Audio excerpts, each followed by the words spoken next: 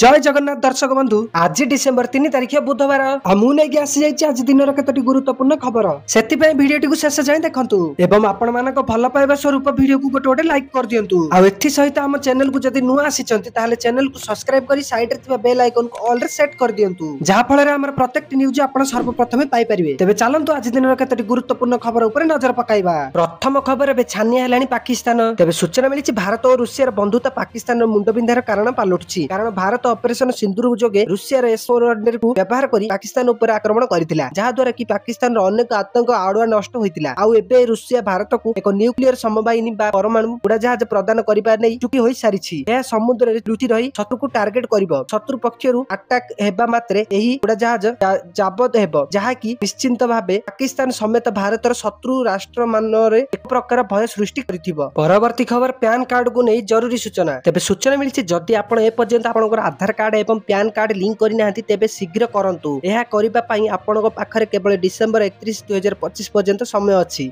जदि आपण शेष तारिख सुधा एपरि करिनांती तेबे आपनकर पैन कार्ड जनवरी 1 2026 रु निष्क्रिय होई जिवो।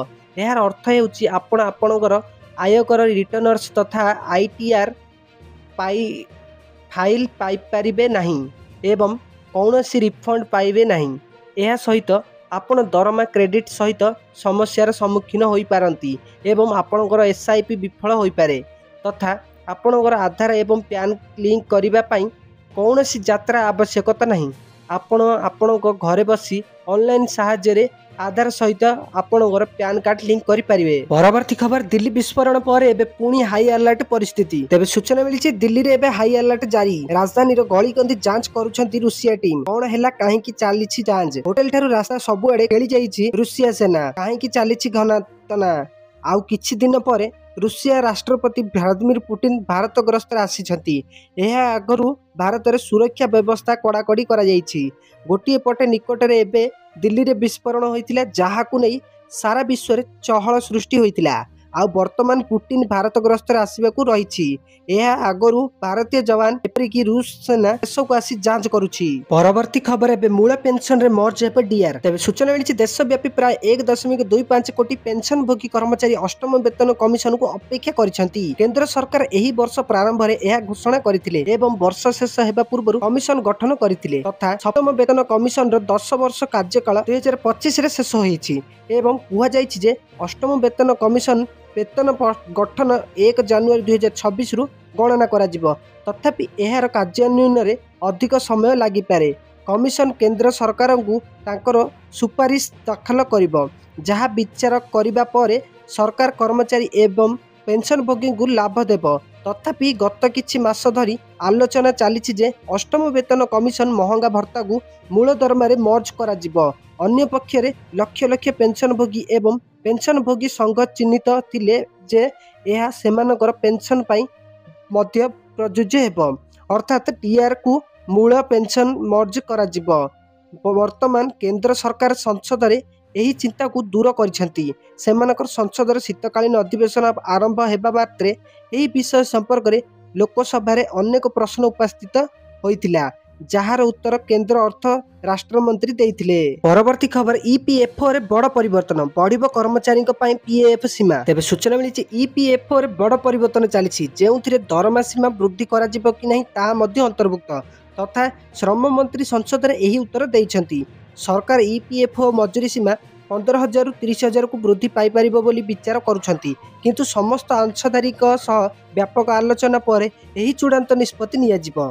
श्रम मंत्री मनमुख मंडिया संसद रे कहिसंती जे दिग श्रमिक माने वर्तमान ईपीएफ योजना रे अंतर्भुक्त हेबे नहीं किंतु सामाजिक सुरक्षा कोड 2020 रे अनुଯାयी अन्य सुरक्षा लाभ पाइबे। सारा देश रे लक्ष लक्ष नियुक्ति प्राप्त व्यक्ति दीर्घ दिन धरी किछि भल खबर पाई अपेक्षा करी रहिछंती। कर्मचारी भविष्य निधि पांठी तथा ईपीएफओ पई बाध्यतामूलक मजूरी सीमा वृद्धि करिबा पई दाबी उठिछि। संसदर शीतकालीन अधिवेशन प्रथम दिन रे एही प्रसंग जोरदार प्रतिनिधित्व होइतिला। परवर्ती खबर बड़ संकेत देले मंत्री एबे तमिल ठिकादार विरोध रे हब तदंत तेबे सूचना मिली मेगा पानीय जल प्रकल्प दुर्नीति रे होई पारे तदंत। विधानसभा रे उत्तर बेले संकेत देले मंत्री 35,000 कोटी रे प्रकल्प काहेकि निर्दिष्ट 17 ତାମିଲ ଠିକାଦାରଙ୍କୁ ଦିଆଗଲା। ଏନେଇ ହୋଇପାରେ ତଦନ୍ତ।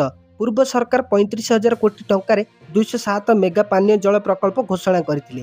ହେଲେ କାମ ଆରମ୍ଭ ନ ହେଉଣୁ କାହିଁକି ଠିକାଦାରମାନଙ୍କୁ ଆଗୁଆ ପେମେଣ୍ଟ ଦିଆଗଲା, ତାର ଭିଜିଲାନ୍ସ ତଦନ୍ତ ପାଇଁ ବିଧାନସଭାରେ ବାଚସ୍ପତିଙ୍କୁ ରୁଲିଂ ଦାବି କଲେ କଂଗ୍ରେସ ବିଧାୟକ ସୋଫିଆ ଫିରଦୋଷ।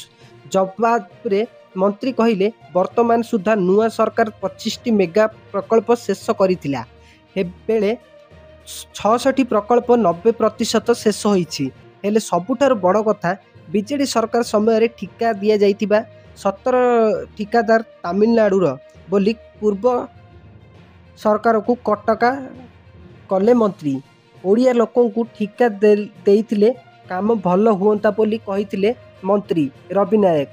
ଏହାସହ ମେଗା ପ୍ରକଳ୍ପରେ ହୋଇଥିବା ଦୁର୍ନୀତି ଉପରେ ଆଗକୁ ତଦନ୍ତ ବୋଲି ସଂକେତ ଦେଲେ ମନ୍ତ୍ରୀ। ପରବର୍ତ୍ତୀ ଖବର, ସରକାରଙ୍କ ଐତିହାସିକ ନିଷ୍ପତ୍ତି 1,000ରୁ 7,500କୁ ବଢ଼ିବ ପେନସନ। ତେବେ ସୂଚନା ମିଳିଛି, ସାରା ଦେଶରେ ଲକ୍ଷ ଲକ୍ଷ ଅବସରପ୍ରାପ୍ତ କର୍ମଚାରୀଙ୍କ ପାଇଁ ସରକାର ଏକ ଐତିହାସିକ ଏବଂ ଅତ୍ୟନ୍ତ ଗୁରୁତ୍ୱପୂର୍ଣ୍ଣ ଘୋଷଣା କରିଛନ୍ତି।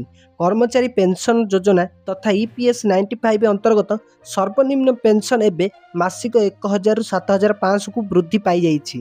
ଏହି ପରିବର୍ତ୍ତନ ପୂର୍ବରୁ ସ୍ୱଳ୍ପ ପରିମାଣରେ ଜୀବନଯାପନ କରୁଥିବା ପେନସନଭୋଗୀଙ୍କ ପାଇଁ ଏକ ପ୍ରମୁଖ ଆଶ୍ୱସ୍ତି। ବର୍ଦ୍ଧିତ ମୁଦ୍ରାସ୍ଫୀତି ଏବଂ ଦୈନନ୍ଦିନ ଆବଶ୍ୟକତାକୁ ବିଚାରକୁ ନେଇ ଏହି ପଦକ୍ଷେପକୁ ସାମାଜିକ ସୁରକ୍ଷାରେ ଏକ ପ୍ରମୁଖ ଉନ୍ନତି ବୋଲି ବିବେଚନା କରାଯାଇଛି। ତଥା EPS 95 ଯୋଜନା କ'ଣ? କର୍ମଚାରୀ ପେନସନ ଯୋଜନା EPS 95 1995 ମସିହାରେ ଆରମ୍ଭ ହୋଇଥିଲା।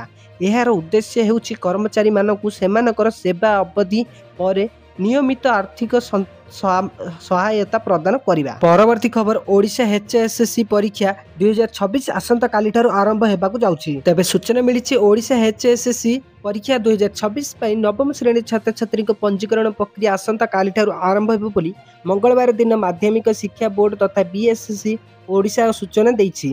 BSSC ଓଡ଼ିଶା ଦ୍ୱାରା ଜାରି ଏକ ବିଜ୍ଞପ୍ତି ଅନୁଯାୟୀ ବିଦ୍ୟାଳୟଗୁଡ଼ିକର ପ୍ରଧାନ ଶିକ୍ଷକମାନେ ଆସନ୍ତାକାଲିଠାରୁ ସରକାର ୱେବସାଇଟ ତଥା bseodisha.ac.in ମାଧ୍ୟମରେ ନବମ ଶ୍ରେଣୀର ଛାତ୍ରଛାତ୍ରୀଙ୍କ ନିୟମିତ ଏବଂ ଅର୍ଥନୈତିକ ଉଭୟ ନାମ ଅନଲାଇନରେ ପଞ୍ଜୀକରଣ କରିପାରିବେ।